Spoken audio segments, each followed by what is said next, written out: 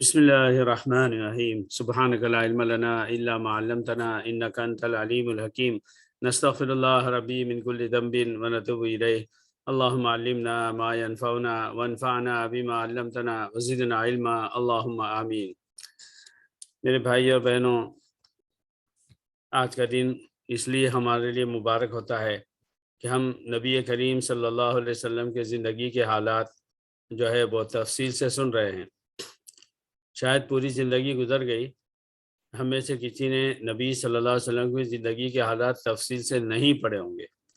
میرے خیال میں ہر مسلمان کی یہ بڑی بے وفائی ہوگی اور گناہ کبیرہ ہوگا، اس نے اپنی زندگی بھر جس زبان میں وہ نبی کے حالات کو پڑھ سکتا تھا اسے نہیں پڑھا۔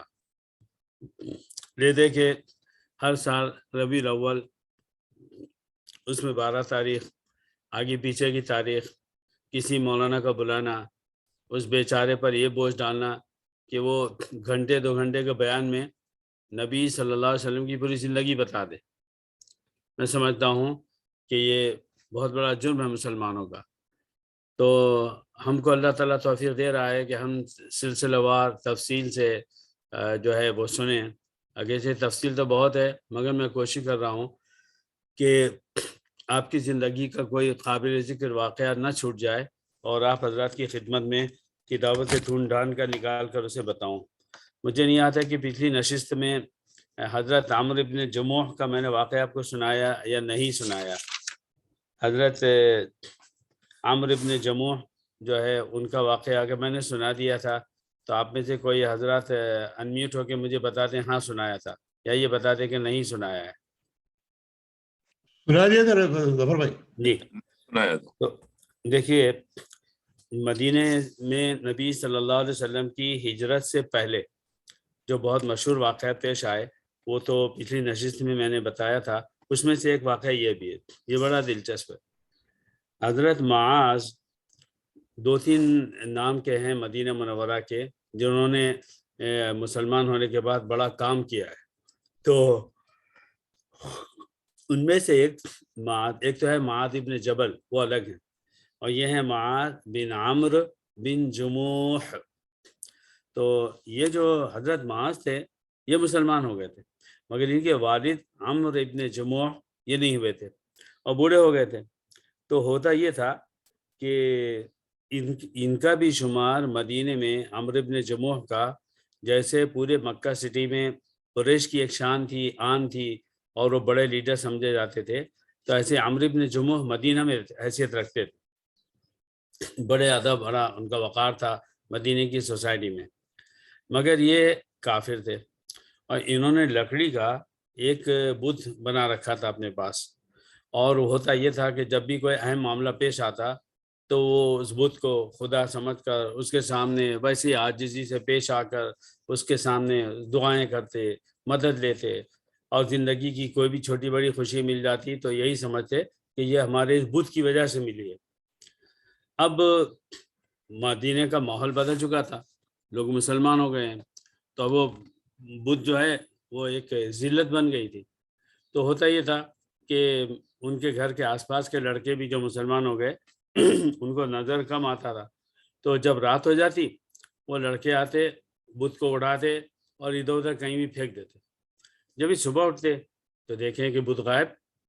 اب وہ اس کو تلاش کرتے اور ادھر ادھر مل جاتا، پھر اس کو بڑی سے لاتے، بڑی معذرت کرتے کہ ہماری زبان میں معافی چاہتا ہوں کی جگہ اب سوری نے لے لی، بڑے شان سے اب ایک دوسرے کو سوری بول دیتے ہیں، اردو بھول گئے ہیں، تو ویسے کرتے۔ پھر اس کو بڑی عزت سے پانی وانی سے دھو دھا کے رکھتے۔ سوچئے یار یہ کون سی عقل ہے کہ لکڑی مٹی پتھر کے بنے ہوئے ٹکڑوں کو آنکھ ناک کان کی شکل دے کر، وہ بھی الٹی سیدھی، اور اس کو بولے ہمارا بت ہے، یہ ہمارا خدا ہے۔ تو بہرحال یہ سلسلہ کئی دن چلتا رہا۔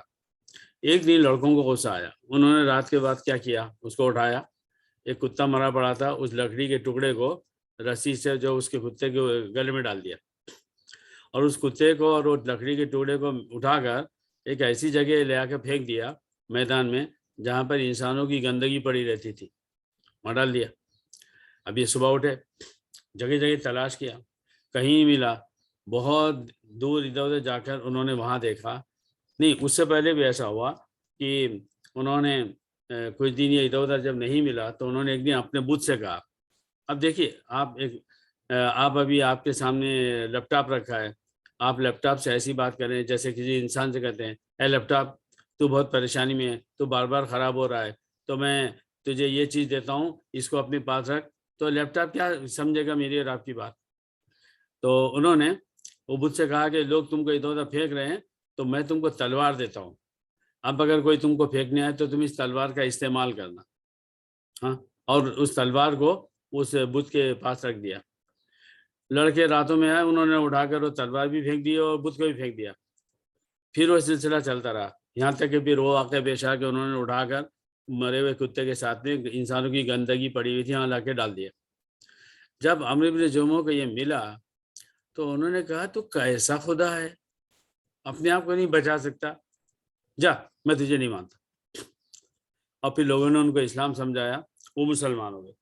تو جب مسلمان ہوئے تو انہوں نے کچھ اشعار کہے، واللہ لو کنت الہا لم تکن، بخدا اگر تو خدا ہوتا تو ایسا نہ ہوتا کہ انت وکلب وسط بئر فی قرنی، کہ تو اور یہ مرا ہوا کتا ایک گندگی کے گڑھے میں جا کر پڑا ہوا ہوتا۔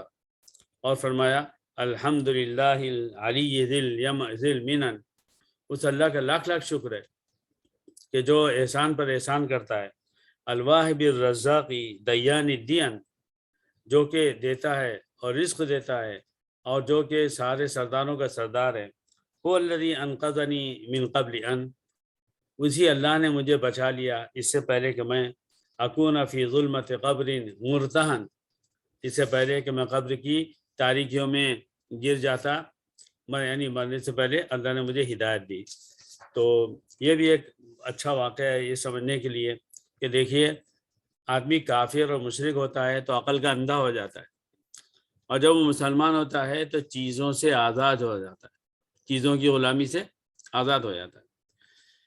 اب اس کے بعد یہ بات باقی رہی کہ مختلف لوگ جب مدینے میں ایک جگہ مل گئی، لوگ مسلمان ہو رہے ہیں، مسلمان عزت کی نظر سے دیکھے جا رہے ہیں، انہیں گالی نہیں سننا پڑ رہا ہے، ان کی مار پیٹ نہیں ہو رہی ہے، ان کے سامان نہیں چھینا جا رہا، تو ایسی صورت میں مکے سے مسلمان جو ہے چوری چھپے ایک کے بعد دو کے بعد 10 جو ہے مکہ سے مدینہ جانے لگے، یہاں تک کہ مکہ تقریباً خالی ہو گیا، سوائے ان کمزور مسلمانوں کے کہ جو بہت بوڑھے تھے اور ان کو سفر کرنا مشکل تھا، یا یہ کہ ان کے پاس اتنی دور جانے کی ہمت نہیں تھی، یا وہ کافروں کے آبزرویشن میں ایسے تھے کہ نکل نہیں سکتے تھے، اور ان کے ساتھ ساتھ ان کچھ بچے ہوئے مسلمانوں کے ساتھ ساتھ حضرت ابوبکر، ان کی دونوں مسلم بیٹیاں، بڑی حضرت اسما، چھوٹی حضرت عائشہ رضی اللہ عنہما، بس، اور نبی صلی اللہ علیہ وسلم، حضرت علی، یہ سب وہاں بچے ہوئے تھے۔ اب نبی صلی اللہ علیہ وسلم انتظار کر رہے تھے کہ اللہ کا حکم ہو تو آپ بھی تشریف لے جائیں، اور حضرت ابوبکر بار بار آتے، اللہ کے رسول میں مدینہ چلے جاؤں، تو آپ صلی اللہ علیہ وسلم فرماتے تھے رک جاؤ، نہیں ابھی مت جاؤ، اور کبھی فرماتے لا تعجل لعل اللہ یجعل لک صاحبا، تم رک جاؤ، ہو سکتا ہے کہ اللہ تعالیٰ تم کو کوئی رفیق سفر دے دے، یعنی جو تم اس کے ساتھ سفر کر سکو۔ جب حضرت ابوبکر یہ سنتے تو ان کے دل میں کیا خواہش ہوتی، سوچئے، وہ سوچتے کیا واقعی ایسا ہوگا کہ میں مکہ سے مدینہ جاؤں تو میں نبی کے ساتھ جاؤں گا، ان کے دل کی خواہش ہوتی۔ لیکن آپ لوگ سنیے، آپ لوگ سوچئے، آپ لوگ تو مسلمانوں کا دماغ ہے، آپ کے پاس دین ہے، آپ کے پاس دین کی محنت ہے، اگر ہم بھی نہیں سوچ سکتے تو کون سوچے گا؟ حضرت ابوبکر رضی اللہ عنہ نبی صلی اللہ علیہ وسلم سے، اس کو الٹا بولی، اور حضرت محمد صلی اللہ علیہ وسلم حضرت ابوبکر سے کتنے قریب تھے، سوچئے، میں اس لیے ٹائم دے رہا ہوں، یعنی پورے مکے کو یہ معلوم تھا کہ جس دن سے حضرت محمد صلی اللہ علیہ وسلم نبی بنے ہیں، ان کا سب سے قریبی ساتھی، جان دینے والا، مال قربان کرنے والا، ان کا ڈیفنس کرنے والا سب سے پہلے ابوبکر، یہ سب کو معلوم تھا. جب اتنے قریب ہو ایک دوسرے سے تو دل کی بات بولنے میں کیا مشکل ہے؟ آپ مجھ سے اور میں آپ سب سے کتنا قریب ہوں. کوئی بات پیش آتی ہے ہم ایک دوسرے سے فوراً کہتے ہیں، اچھی ہو بری ہو ہم فوراً کہتے ہیں. ہمیں یہ نہیں ہو سکتا یار انور، میں کیسے بولوں انور بھائی ناراض ہو جائیں گے، انور بھائی سوچیں گے ارے یار یہ کیسے بولوں مولانا ظفر ناراض ہو جائیں گے. ایسا نہیں ہوتا. ہم ایک دوسرے سے بولتے ہیں، کبھی ایسے بھی بات بول جاتے ہیں کہ ایک دوسرے کو بری لگتی مگر پھر بھی ہم سنتے ہیں. تو ایسا کیوں نہیں ہوا کہ حضرت ابو بکر نے نبی صلی اللہ علیہ وسلم سے صاف الفاظ میں صاف یہ کہہ دیا، اے اللہ کے نبی میں آپ کے ساتھ جانا چاہتا ہوں. پوری تاریخ پڑھ لیجئے، سیرت کی کتابیں پڑھ لیجئے، آپ کو حضرت ابو بکر کی طرف سے یہ جملہ نہیں ملے گا، نہیں ملے گا، نہیں ملے گا. کیوں بتائیے؟ مجلس کے ختم پر ہم پھر اس سوال کو دہراتے ہیں اور کوشش کیجیے گا کہ ہم صحیح جواب تک پہنچ جائیں. یہ بڑا اہم نکتہ ہے. بہرحال حضرت علی جو تھے وہ کیوں رکے ہوئے تھے؟ نبی نے ان کو کہا تھا تم رک جاؤ. اور عمر کے اعتبار سے حضرت علی اور حضرت ابوبکر کی عمروں میں بڑا فرق تھا. حضرت علی نوجوان سے تھے اور حضرت ابوبکر کی عمر خاصی ہو چکی تھی. بہرحال یہ معاملہ چلتا رہا. اور دوسری طرف قریش بھی پریشان تھے. یہاں سے اب ایک دوسری بات سننی ہے آپ کو. نبی صلی اللہ علیہ وسلم جو مکہ سے درود شریف پڑھ لیا کہ میرے بھائیوں بہنوں، مکہ مکرمہ سے مدینہ منورہ ہجرت کر کے جانا، اس کے دو اسٹیجز ہیں. Stage number 1، what happened in Makkah, what happened before Hijra. اور اس کے بعد میں پھر کوشچن ہے کہ جب آپ مکے سے نکل گئے اور مدینہ پہنچے، ان بٹوین کیا ہوا اور مدینہ میں کیا ہوا. تو پہلا اسٹیج لیجئے، نبی کی ہجرت سے پہلے مکے میں کیا کیا بات پیش آئی. سب سے پہلی بات یہ پیش آئی کہ قریش کے سردار آپس میں بار بار کہنے لگے دیکھو یہ سب نکل گئے ہیں، ایک دن محمد بھی نکل جائیں گے، اگر یہ یہاں سے چلے گئے نا تب تو ہماری شامت آ گئی. یہ بات زیادہ چلنے لگی. جب زیادہ چلی تو ابو جہل نے بولا دیکھو ایسے نہیں چلے گا، ایک میٹنگ کرتے ہیں، سب لوگ بیٹھتے ہیں اور اس بات پہ سیریسلی سوچتے ہیں کہ نبی صلی اللہ علیہ وسلم کو یہاں سے جانے سے کیسے روکا جائے. سنیے آپ، حضرت شیطان اس کے بھی اس میں پڑا ہوا کہ یار یہ جو اسلام آیا ہے یہ آخری مذہب ہے اور جو نبی آیا ہے وہ آخری ہے اور یہ شریعت مکمل کر دے گا تو دنیا کے ختم ہونے تک میری دال نہیں گلے گی. تو جو ٹائم مقرر ہوا، جو دن مقرر ہوا کعبۃ اللہ میں، جس کو وہ ایک کہتے تھے دار الندوہ، تو وہاں بھی یہ لوگ جو ہے بیٹھ کر ابھی بات چیت کرنے والے تھے، سب جمع ہو گئے تھے. تو اسی میں ابھی اس سے پہلے کہ وہ بات شروع کرتے، مکے کے ان قریش کے بڑے بڑے سرداروں نے اچانک دیکھا کہ ایک صاحب بڑے سفید لباس پہنے ہوئے بڈھے ٹائپ، بڑا وقار چہرے پر، وہ بھی آ گئے. سب نے کہا بھائی یہ کون ہے؟ سب ایک دوسرے کو دیکھ رہے، من آتا کوئی نہیں جانتا. پھر پوچھا بھائی من انتا یا شیخ، آپ کون ہیں؟ انہوں نے کہا میں نجد کا شیخ ہوں، نجد ایک ایریے کا نام ہے اور مجھے معلوم ہوا ہے کہ آپ لوگ ایک بہت ہی اہم بات پر میٹنگ کرنے والے ہیں تو میں بھی آ گیا اور میں آپ کے ساتھ آپ کی میٹنگ میں بیٹھنا چاہتا ہوں.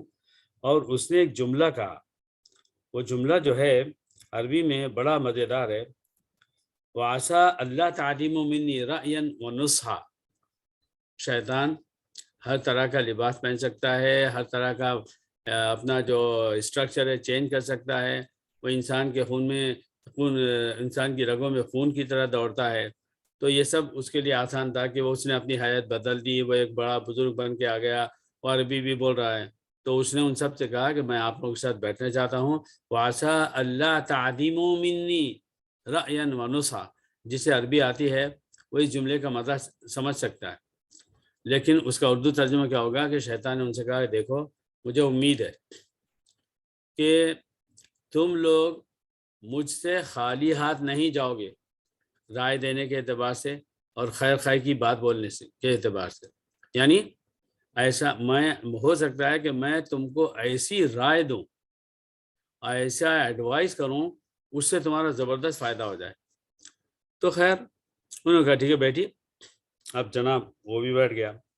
اس میں ابو سفیان، ابو جہل اور نضر بن حارث اور اس کے علاوہ قریش کے بڑے بڑے لوگ شریک تھے. اب بات شروع ہوئی. ٹاپک کیا ہے؟ محمد، میرے بولنے سے پہلے آپ کو درود پڑھنا چاہیے صلی اللہ علیہ وسلم. ان کو مدینے سے، مکے سے باہر نہ جانے دیا جائے، یہ ٹاپک ہے. اور یہ سوچنا ہے کیسے روکا جائے. تو جب یہ بات ہوئی، بعد نے کہا دیکھو ایک کام کرتے ہیں، ایسا کرتے ہیں ان کو جو ہے پکڑ لو اور لوہے کا ایک جالا بناؤ، اس کے اندر ان کو بند کر دو، بند کر کے دروازہ لاک کر دو. ہاں آپ دیکھتے ہیں کہ ان کا کیا حال ہوتا ہے. یعنی جانے نہیں دیں گے، وہ اس میں پڑے رہنے دیں گے یہاں تک کہ مر جائے. انہوں نے یہ جو کہا اسی پر اللہ نے قرآن میں فرمایا ہے ام یقولون شاعر نتربص به ریب المنون. کیا یہ کافر لوگ یہ کہتے ہیں کہ محمد صلی اللہ علیہ وسلم درود شریف پڑھیے ایک شاعر ہیں اور ہم چاہتے ہیں کہ ان کو مار ڈالیں. اور ایک جگہ اللہ نے فرمایا وَإِذْ يَمْكُرُ بِكَ الَّذِينَ كَفَرُوا لِيُثْبِتُوكَ.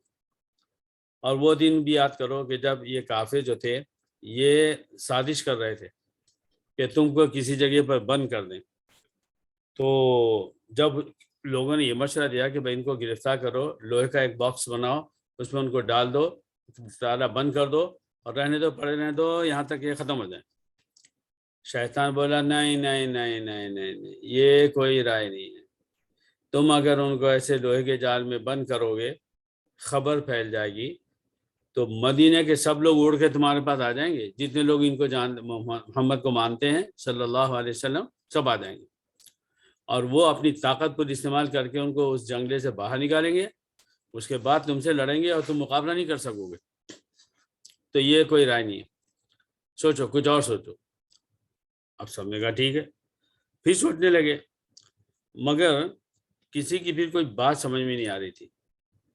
تب ایسی حالت میں ایک بھی بعد نے کہا اچھا ایسا کرتے ہیں ہم ان کو یہاں سے نکال ہی دیتے ہیں، مکے سے نکل جاؤ، جاؤ جہاں جانا ہے جاؤ. اس کے بعد اگر مکے سے باہر چلے گئے اور فرض کر لو ان کی بات مان بھی لی گئی، ہمیں کیا لینا دینا، ہم تو چاہ رہے ہیں مکہ سٹی ان سے پاک ہو جائے. ہو گیا. اس سے بولا نہیں یہ تم کیا کر رہے ہو، تم نے نہیں دیکھا ان کی بات میں کتنی مٹھاس ہے، ان کے اخلاق کتنے اچھے ہیں. یہ آدمی خالی بات کرتا، لوگ اس کے سب بات ماننے لگ جاتے ہیں. تو یہ تو تم چھوٹ دے دو گے، کچھ اور سوچو. جب یہ بات ہوئی تو پھر ابو جہل بولا میرے ذہن میں ایک بات ہے، میں وہ پیش کرتا ہوں. میں یہ بولتا ہوں قریش میں جتنے قبیلے ہیں ان میں سے ہر قبیلے سے ایک اچھا نسب والا، اس وقت نسب کی بڑی اہمیت تھی، ایک نسب والا طاقتور ہمت والا ایک نوجوان سارے قبیلوں سے لو، ہو جائیں گے 10 15 20، اور سب کو ایک خطرناک اچھی چمکیلی تیز دھار تلوار دے دو. یہ سب مل کر محمد صلی اللہ علیہ وسلم کے گھر پر جائیں اور وہاں پر سب جمع ہو جائیں. جیسی رات ہوگی، محمد سو رہے ہیں، ایک دم سے دھڑام سے سب اندر گھس جاؤ اور سب لوگ مل کے ایک ساتھ ایک تلوار مار دو، ختم ہو گئے. اب کیا ہوگا دیکھیے کتنی عجیب غریب بات ہے. کافر ہیں، محمد صلی اللہ علیہ وسلم کے دشمن ہیں، مگر اس کے بعد بھی یہ بات تھی کہ اگر قبیلے کے کسی فرد کو اس طرح مارا گیا تو جس قبیلے کے فرد کو مارا گیا وہ پورا قبیلہ اس کے لیے اٹھ جائے گا. وہاں یہ کوشچن ہی نہیں ہوگا کہ وہ ہندو ہے کہ مسلم ہے، وہ عرب ہے کہ کیا، نہیں، ہمارے خاندان کا ہے، ہمارے قبیلے کا ہے، اس کو مارا گیا اب ہم بدلہ لیں گے. اور بھی جس آدمی نے مارا اس کی اور اس کے پورے قبیلے کے دشمن، اس قبیلے کا جو آدمی مل گیا اسے مار ڈالیں گے۔ تو ابو جہل نے کہا کہ جب 15-20 قبیلے کے لوگ سب کے سب مل کر ایک ہی بار میں محمد کو ختم کر دیں گے نعوذ باللہ، تو بنو عبد مناف، اس نے اشارہ کیا قریش کی طرف، بنو ہاشم کی طرف، یہ ایک قبیلے کا مقابلہ کریں گے، دو کا کریں گے، 15-20 کا کیسے کریں گے؟ نہیں کر سکیں گے۔ مگر ان کے غصے کی آگ کو ٹھنڈی کرنا ہے تو بعد میں سب ملا کر ان کو بلڈ منی دے دیں گے، یہ تک تھا، ماریں گے بھی اور فتنے کو ختم کرنے کے لیے بلڈ منی بھی دے دیں گے۔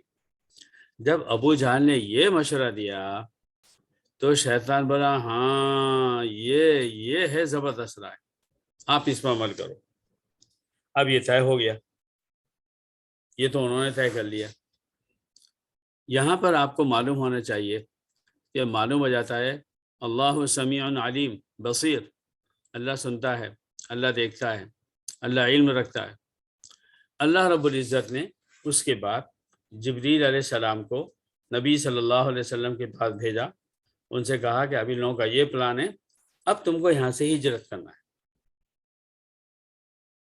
اور اس میں یہ بھی بتا دیا کہ حضرت جبریل نے کہا آپ کو حضرت ابو بکر کو ساتھ لے کر جانا ہے۔ یہ ہو گئی بات۔ پھر کیا ہوا؟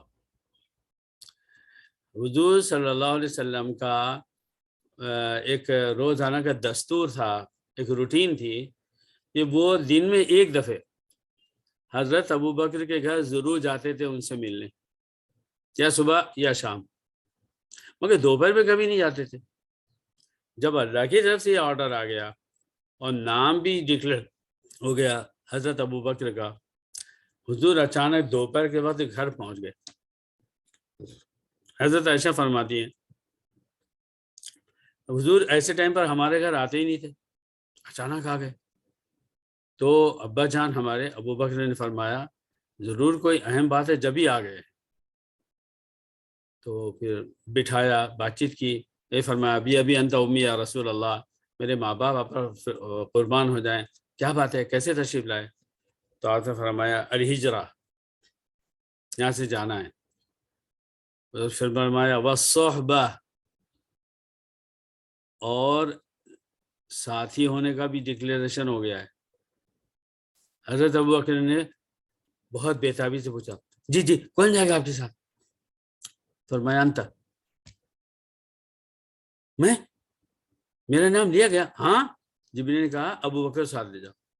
اتنا سننا تھا تو حضرت عائشہ رضی اللہ عنہ فرماتی ہیں میں نے زندگی میں کسی کو خوشی کے مارے روتے ہوئے نہیں دیکھا تھا، مگر جب حضرت ابو بکر نے یہ سنا وہ خوشی سے رو پڑے۔ انہوں نے کہا اللہ کے رسول، مجھے ایسی امید تھی کہ اللہ ضرور مجھے آپ کے ساتھ بھیجے گا، میں چپکے تیاری میں لگا ہوا تھا۔ میں نے 2 زبردست اونٹنیاں اچھی مضبوط پہلے سے خرید کے ان کو کھلا پلا کے میں رکھے ہوئے ہوں، اور اب آپ جیسا کہیں گے ویسا ہوگا۔ جواب سنیں گے آپ نبی صلی اللہ علیہ وسلم کا؟ آپ نے فرمایا بھائی دیکھو، میں دوسرے کی اونٹنی پر بیٹھنا پسند نہیں کروں گا۔ انہوں نے کہا اللہ کے رسول دوسرے کی کہاں، میری طرف سے ہدیہ آپ کو۔ آپ نے فرمایا نہیں، یہ ہجرت ہے، اس کے لیے تو میں اس اونٹنی کا تمہارا جو پیسہ بنا میں اس میں اتنا پیسہ دوں گا تو میں بیٹھوں گا۔ تو حضرت ابو بکر نے فرمایا اللہ کے رسول جیسے آپ کہیں۔ تو پہلے طے کیا کہ اونٹنی کی قیمت دیں گے تب بیٹھیں گے۔ اس کے علاوہ حضرت ابو بکر نے فوراً کیا تیاری نہیں کی۔ ایک تیاری یہ کی کہ جو ہے وہ ایک صاحب کو جن کا نام ملتا ہے اب عبداللہ بن زیل، ان کو ساتھ میں رکھا۔ ان کو راستے کا بڑا پتہ تھا، حالانکہ وہ بھی مشرک، مگر ایمانداری ایسی ہوتی تھی جو کام دیا ہے وہ چپ چاپ کرنا ہے، کوئی خیانت نہیں، کوئی غداری نہیں۔ وہ مشرک ہے، اسے تو بہت آسان تھا، وہ تو جا کے بتا دے ارے دیکھو یہ ایسا ہونے والا ہے، جی نہیں۔ اچھا، اب اس کے ساتھ کیا ہوا کہ جانا طے ہوا، جس رات کو جانا طے ہوا تو نبی صلی اللہ علیہ وسلم نے حضرت علی کو بلایا اور کہا کہ دیکھو مجھے اللہ کا حکم ہے، میں جا رہا ہوں ابو بکر کو لے کر، میری بستر پہ تم آرام کرو گے، اور اللہ تعالیٰ نے مجھے یقین دلا دیا ہے کہ تمہیں کچھ بھی نہیں ہوگا۔ اور کیوں روکا؟ مشرک ہونے کے باوجود مکے کے سارے کافر، جس کو بھی کوئی چیز اپنی کچھ دن امانت کسی کے پاس رکھنا ہوتی تھی، وہ صرف نبی کے پاس رکھتا تھا کہ معلوم ہے کہ جب بھی واپس آؤ اس چیز ایز اٹ از مل جائے گی۔ تو لوگوں کی کچھ امانتیں پڑی ہوئی تھی، تو آپ نے فرمایا کہ میرے جانے کے بعد دوسرے تیسرے دن تمہارے کی امانت اس کو لوٹا دو گے، اس کے بعد تم بھی جو ہے مکہ آؤ، مدینہ آؤ گے۔ کیا بات ہے، ہمارے نبی کی یہ شان ہے امانت داری کی، اور امت کی خیانت کے داستان جو ہے ختم نہیں ہو رہی۔ ایک سے بڑھ کے خائن، جو جس عہدے پر ہے، جو جس جگہ پر ہے، جو کام کر رہا ہے، اور تو اور مدرسوں کے ذمہ دار علماء دین، مدرسوں کے نام پہ بے تحاشا پیسہ جمع کرنے والے، وہ خود ہی اس میں سے کتنا کھا جاتے ہیں۔ اللہ تعالیٰ ان کو ہدایت دے اور ہم کو بھی۔ بہرحال یہ سب تیاری ہو گئی، اور جو ہے حضرت ابو بکر نے ان کو عامر بن فہیرہ، جو حضرت ابو بکر کے غلام تھے، ان کو سمجھا دیا کہ دیکھو جب ہم لوگ جائیں گے تو ہم فلاں جگہ پہلے رکیں گے، اور پھر اس کے بعد میں وہاں جو ہے آپ کیا کرنا، دن بھر بکریاں چرا کے شام کے وقت تک، جبکہ بکریوں کے تھنوں میں دودھ آ جاتا ہے، اس کو اس طرح سے لے کے آنا کہ ہم وہاں پر جو ہے تو پیٹ بھر کے دودھ پی لیں، یعنی دن بھر بھوکے رہیں۔ نہ بریانی کھانے کو آ رہی ہے، نہ روٹی ہے، نہ جوس ہے، نہ ٹھنڈا پانی ہے، نہ چائے ہے۔ 3 دن تک ہمارے نبی اور حضرت ابو بکر نے صبح سے شام تک بکریوں کے دودھ میں ٹائم گزارا، اور شام کو وہ دودھ پی کر ان کا سفر ہوا۔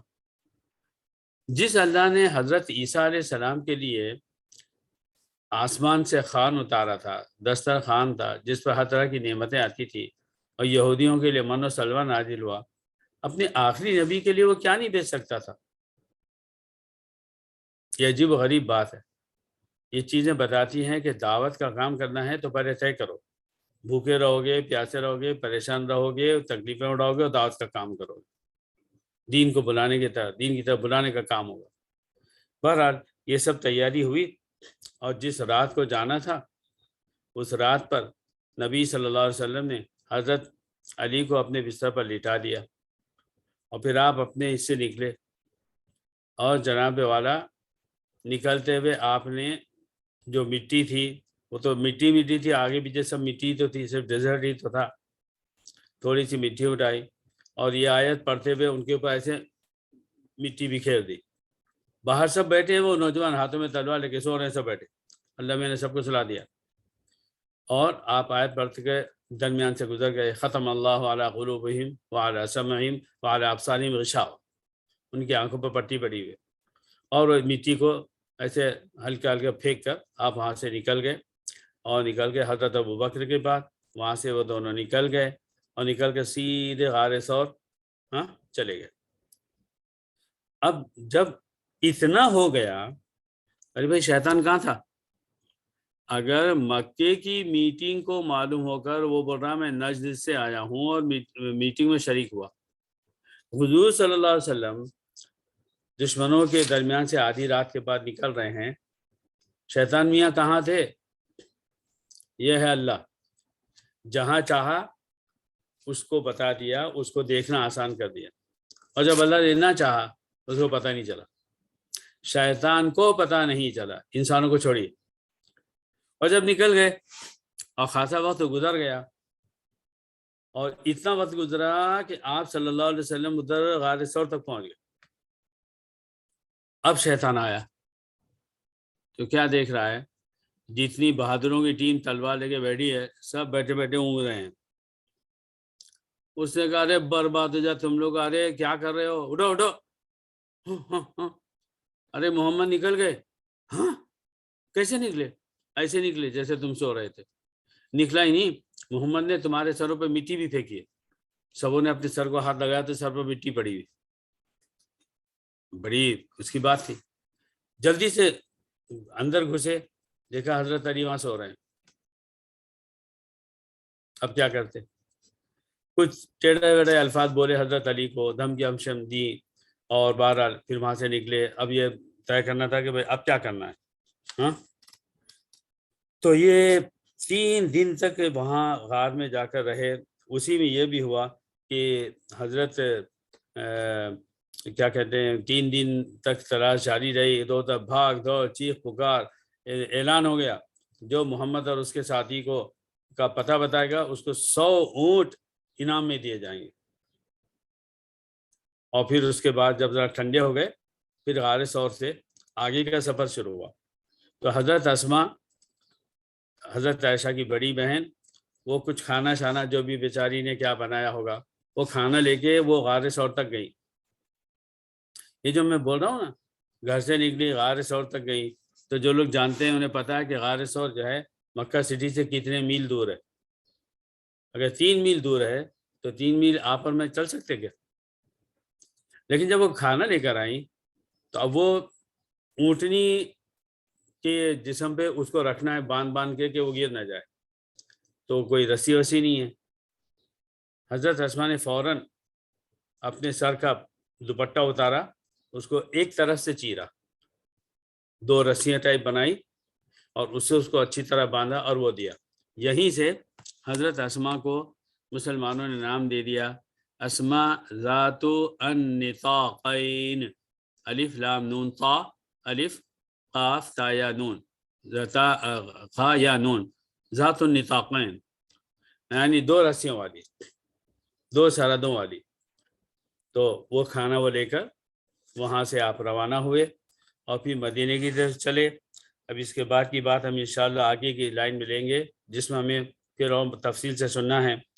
میرے بھائیوں، میری بہنوں، یہ جس واقعے کو اے سی میں بیٹھ کر، پنکھا چلا کر اور آرام سے اپنے گھر میں صوفوں پہ بیٹھ کر مولانا صاحب ہوں یا سننے والے ہوں ہم نے سن لیا، مگر جو تکلیف ہمارے نبی نے، حضرت ابو بکر نے اس پورے لمبے سفر کی اٹھائی ہے اور اونٹنیوں پر بیٹھے ہیں، ہاں کوئی اے سی بھی نہیں اور کھانے پینے کا وہ حال، راستے میں اور کچھ واقعات پیش آئے. انشاءاللہ اگلی ملاقات میں ان تکلیفوں کے ساتھ میں نبی صلی اللہ علیہ وسلم کی ہجرت ہوئی مکے سے مدینہ، اور صحابہ بھی کس کس تکلیف سے گئے، عورتیں کیسے پہنچی. حضرت ام سلمہ کا ہم نے واقعہ سنا.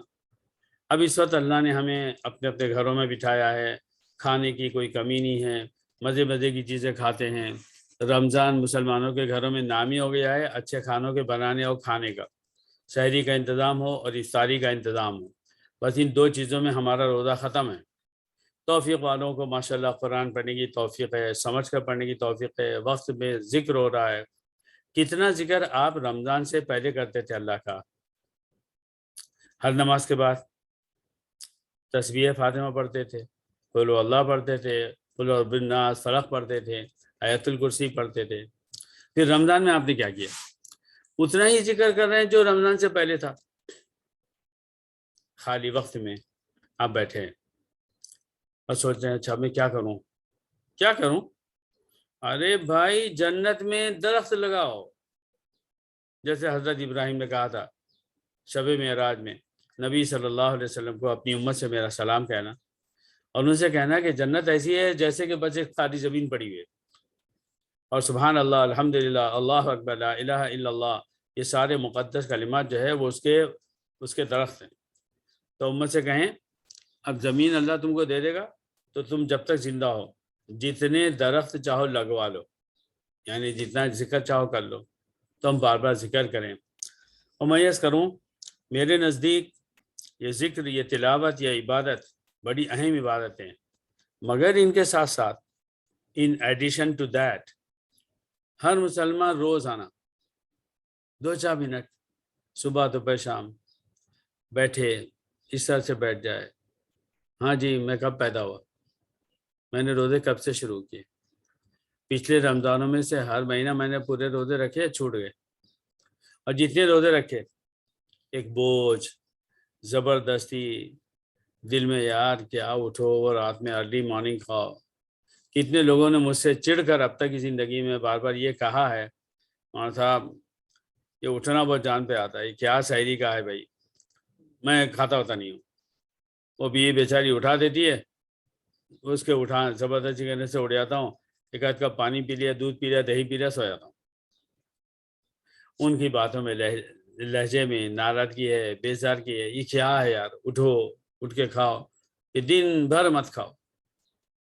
بار بار مجھے جب سے میں نے پڑھا ہے, آپ نے بھی ضرور سنا ہوگا کہ میں نے جاپان میں ایک مسلمان کام کر رہے ہیں, تو ایک جاپانی لڑکی نے ان سے کہا کہ تم لوگ بھوکے رہ جاتے ہیں تو تمہارے اللہ کو اسے کیا مل جاتا ہے.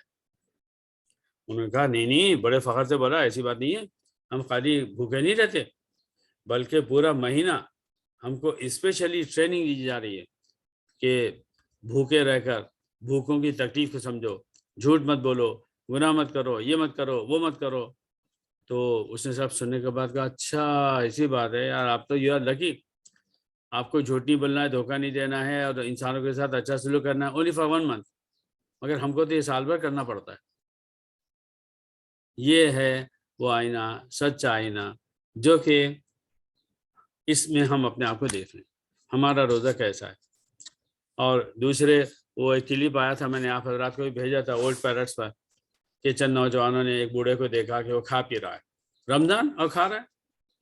کہا حضرت چچا روزہ نہیں رکھا آپ نے؟ کہا نہیں میں روزہ ہوں, میں روزہ ہوں بس خالی کھاتا اور پیتا ہوں. میں کہا ایسا ہوتا ہے کیا, کوئی ایسا روزہ ہے میں روزہ بھی ہوں اور پھر کھا پی بھی رہے ہیں؟ انہوں نے کہا کہ ہاں میں بوڑھا ہو چکا ہوں, میرے اندر طاقت نہیں ہے, اس لیے میں کھا پی لیتا ہوں, اس کے باوجود میں روزہ رکھتا ہوں. میں جھوٹ نہیں بولتا ہوں, میں دھوکہ نہیں دیتا ہوں, میں دل نہیں دکھاتا ہوں, میں بری نظریں نہیں ڈالتا ہوں, اور 10-20 جو ہے تو برے کام بتایا, میں یہ نہیں کرتا ہوں. اب بڑے میاں نے کہا ارے بھائی نوجوانوں تم لوگ بھی روزہ ہو؟ اب سب نے گردنیں جھکا کر کہا کہ ہاں ہم بھی روزہ ہیں, صرف کھانا پینا بند کر کے رکھا ہے. یعنی ہمارا روزہ صرف یہ ہے کہ کھانا مت کھاؤ, پانی مت پیو, باقی جتنے غلط کام ہیں سب کرتے رہتے ہیں روزے کی حالت میں. تو ہمیں اپنے روزوں کو بچانا ہے, اپنے بچوں کے روزوں کو بچانا ہے, اور دین کی ہر بات ہر شخص کو ڈانٹ ڈپٹ غصہ دھمکی سے نہیں بولنا. دین کی بات کہیں غلطی ہو رہی دین اعتبار سے تو سمجھانا ہے, بتانا ہے, بار بار سمجھانا ہے, تاکہ اللہ تعالیٰ ان کی بھی اور ہماری بھی اصلاح کرے.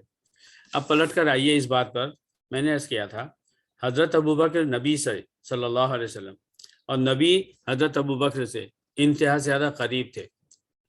ایسا کیوں نہیں ہوا کہ حضرت ابوبکر نے کسی وقت بھی اپنے نبی سے کہہ دیا اللہ کے رسول میں چاہتا ہوں کہ اگر ہجرت ہو تو آپ کے ساتھ ہو؟ انہوں نے یہ بات حضرت محمد صلی اللہ علیہ وسلم سے ڈائریکٹلی کیوں نہیں کہی؟ شریف بھائی انمیوٹ کر لیجئے, آپ سب انمیوٹ کیجئے پھر بتائیے. تو اللہ کی مرضی سے جو ہونا ہے اس لیے وہ انتظار کر رہے تھے. جی جی یہ تو صحیح ہے, مگر میرے خیال میں بات کچھ اور ہے. اگر آپ میں سے اور کوئی صاحب اور کوئی بات سوچتے ہو تو پلیز. وہ اس لیے کہ حضور وہ سمجھتے تھے کہ حضور اللہ علیہ وسلم مجھ سے بہتر انسان ہے, وہ مجھ سے بہتر سوچ رکھتے ہیں, وہ جو سب بہتر ہوگا وہی کریں گے. صحیح ہے انور بھائی, لیکن میرے ذہن میں ایک بات ایسی ہے کہ آپ حضرات سنیں گے تو آپ بھی شاید میری رائے کی تائید کریں. دیکھیے ساری دوستی ایک طرف, نبی کا مقام ایک طرف, حضرت ابوبکر ساری دوستی محبت کے باوجود وہ اپنے آپ کو یہ کہیں کہ میں آپ کے ساتھ چلنا چاہتا ہوں. کیا مطلب نکلا کہ تمہارا اور نبی کا رتبہ برابر ہے جو تم گڑوں میں ساتھ جاؤں؟ تو وہ اپنے آپ کو اپنی خواہش کے باوجود سوچتے تھے میں یہ مجھ سے کیسے بولوں, اللہ کے نبی میں آپ کے ساتھ چلنا چاہتا ہوں, اس کا مطلب میں کچھ ہوں تو نبی کے ساتھ جا سکتا ہوں. تو اس پاسداری میں اس لحاظ میں انہوں نے کبھی نہیں کہا. یہ ہے کمال ایمان. امت کا سب سے بہتر فرد اتفاق رائے کے ساتھ نبی کے بعد جو ہے حضرت ابوبکر,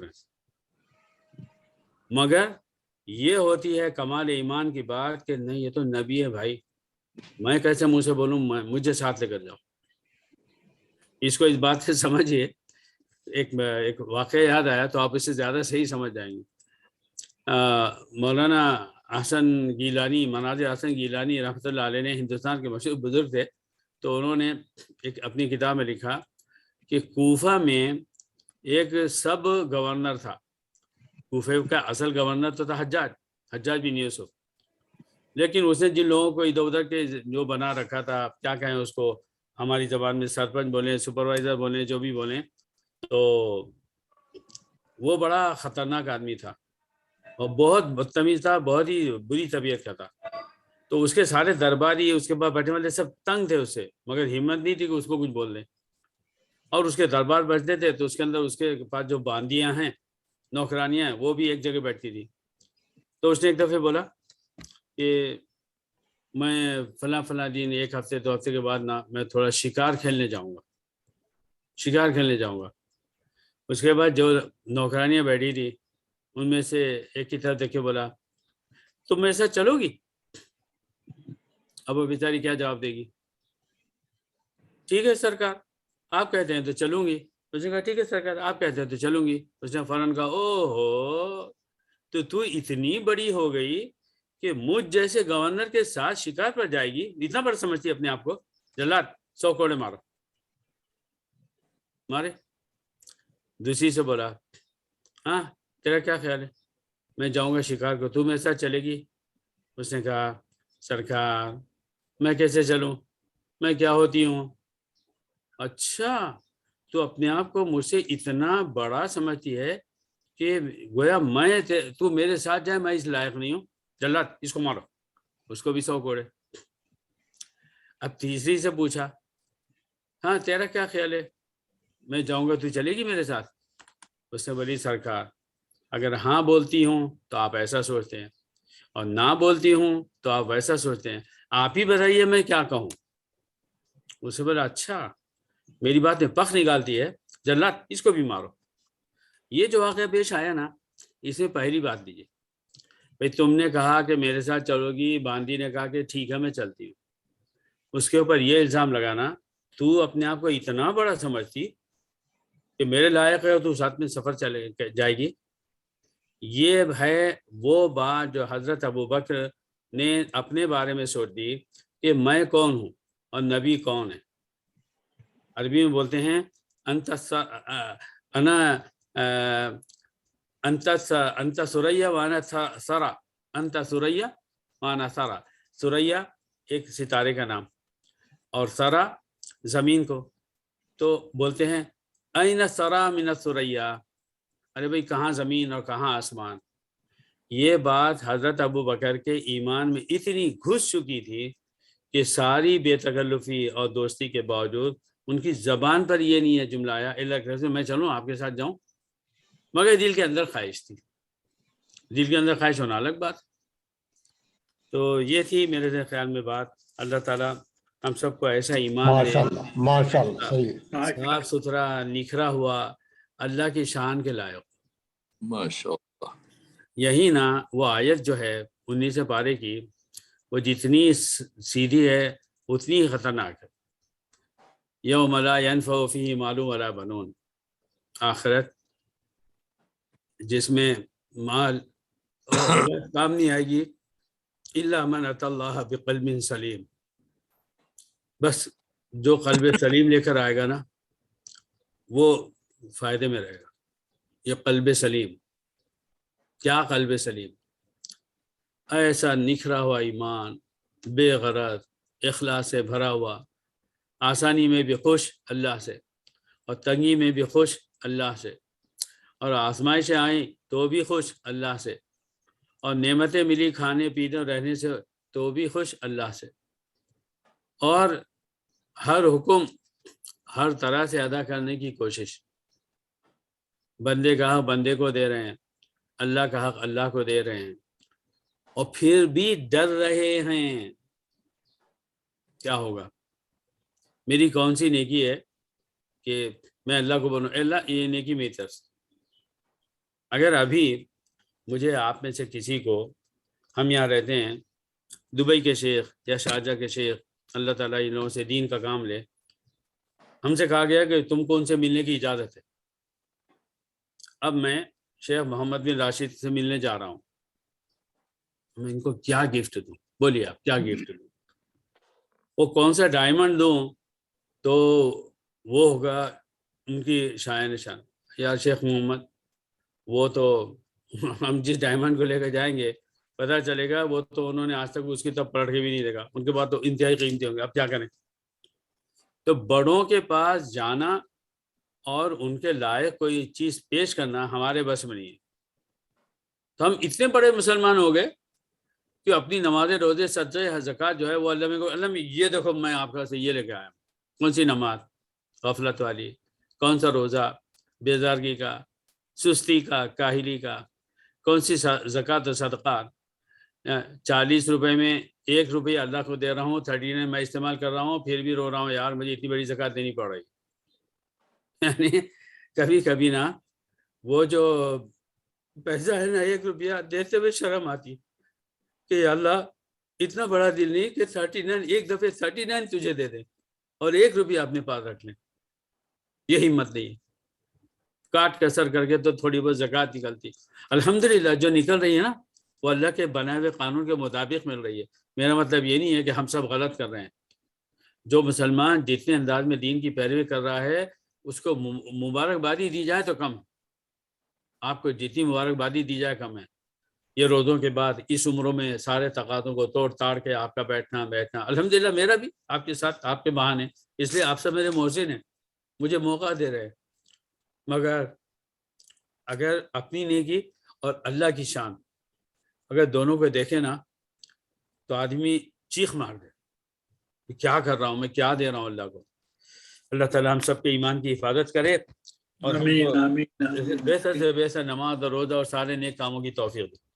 آمین آمین۔ چلیے دعا کر لیتے ہیں۔ جی بھائی۔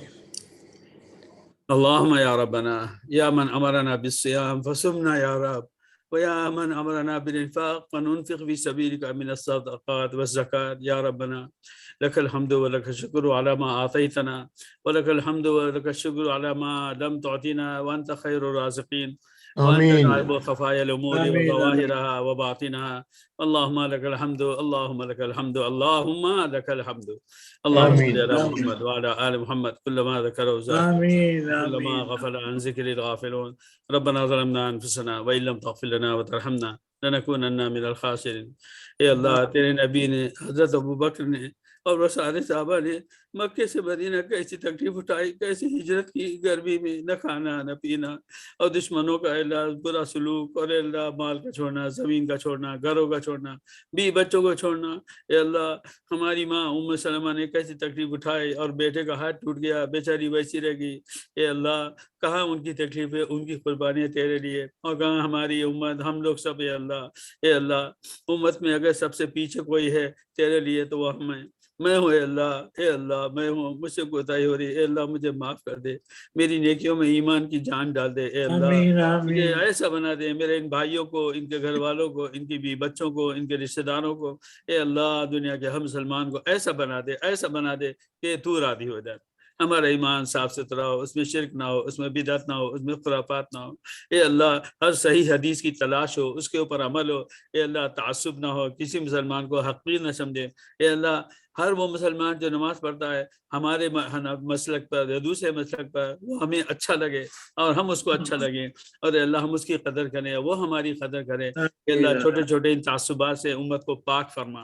اے اللہ علماء کو آمین ہدایت توفیق عطا فرما۔ اے آمین اللہ یا جتنے برے حالات ہر ملک میں آ چکے، اے اللہ تو جانتا ہے۔ اے اللہ ہندوستان میں اے اللہ اب تو مسلمانوں کو اے اللہ سبزی بیچنے اور اے اللہ چھوٹی موٹی چیزیں بیچنے کا بھی حق نہیں رہا۔ اے رب العالمین عورتیں پردے سے محروم ہو گئی، اے اللہ آمین کیسی مصیبتیں آ گئیں۔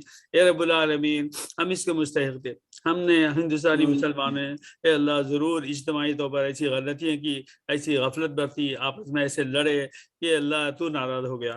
اے اللہ اب تو راضی ہو جا، اے اللہ ہر مسلمان کی زندگی آمین مسلمان آمین کی، اس کے گھر والوں کی، اس کی تجارت کی، اس کے بیوی بچوں کی، اے اللہ اس کی زمین و جائیداد کی آمین بھرپور حفاظت فرما۔ اللہم دینک عبادک، اللہم دینک و عبادک، اللہم آمین دینک و عبادک۔ اے اللہ تیرا دین اور تیرے بندے ہندوستان میں ان کی حفاظت فرما، قیامت تک حفاظت فرما، اور دوسری جگہوں کے پر بھی حفاظت فرما۔ رمضان کے جو باقی روزے رہ گئے ہیں اے اللہ ایک ایک روزے کا ایک ایک سیکنڈ کو استعمال کرنے کی توفیق عطا فرما۔ آمین اے آمین اللہ ہماری ان دعاؤں کو اور دنیا کے ہر مسلمان کی ہر جائز دعا کو اے اللہ اپنے فضل و کرم سے قبول فرما۔ صلی اللہ تعالی علی خیر خلقہ محمد وعلی وعلیکم آلہ السلام وصحبہ ورحمۃ اللہ اجمعین وبرکاتہ۔ رجیب برحمتک صاحب یا خیریت ارحم سے؟ آمین جزاک اللہ خیر جی ہاں ظفر بھائی آپ جی نے دیکھ کے